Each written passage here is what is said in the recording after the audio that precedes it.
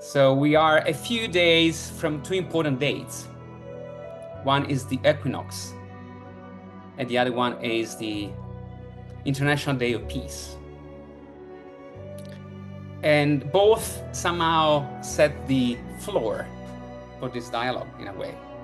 Because Equinox is the moment of the year when there's an equal amount of light and shadow or darkness, invites us to dance, to find an equilibrium, balancing shadows and lights, and to hold the seed for a shift. We could say a shift into our consciousness for peace within and around us. And it is not a coincidence that the summer-autumn equinox also coincides with the International Day of Peace. And today, anniversary of peace comes also with an invitation to act now for peace. So as peace is a word calling more and more attention to our awareness, so is leadership. And to me, it's interesting that both words, peace and leadership, share something in common. In most languages, peace is a word that ultimately speaks of wholeness, of integration, of going beyond the fragmentation. And so does leadership. The latest development of leadership literature speak about leadership as a way to heal the fragmentation, to reconnect us with something that is sacred within us, and somehow to make whole again what was broken. So we can look at peace from the inner and the outer perspective of peace, inner peace and outer peace in the world. And we can look at peace as the natural flow and human inner capacity towards harmony, as love and respect for life's unity and diversity, and our sacred humanness and oneness.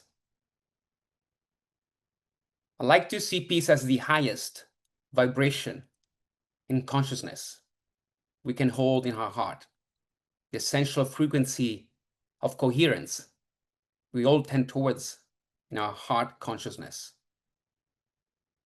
And similarly, we can think of leadership as an inner act of putting our acts together, as integrating our different intelligences, as also an outer act of integrating opposite dimensions, opposite views, respecting diversity by bringing everything into one, acting as the glue that aligns and holds everything together. And doing that, somehow reducing uncertainty, ignorance, darkness, and fear in the world. So as we look today at the interdependencies of peace and leadership, we're invited also to see what they mean to us. And can there be peace without leadership? Can there be leadership without peace? And if the invitation for this year is to act for a peaceful world, whose responsibility is that to act for peace now in these times? And knowing that our individual acts, how we individually act and lead ourselves, has an impact into the collective, into the world. Who do we choose to be as leaders? Are we leaders here to fight, to compete, to divide and conquer, and ultimately destroy?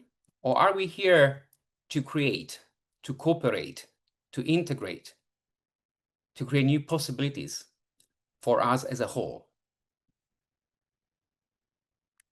So we'll be exploring this fascinating intersection somehow two different polarities, or two areas that can bring us into different polarities, and see what they mean to us. Ultimately, with the meta inquiry, what if it is for everyone, and everyone as a leader, to hold and protect the flame and breath of peace in the world?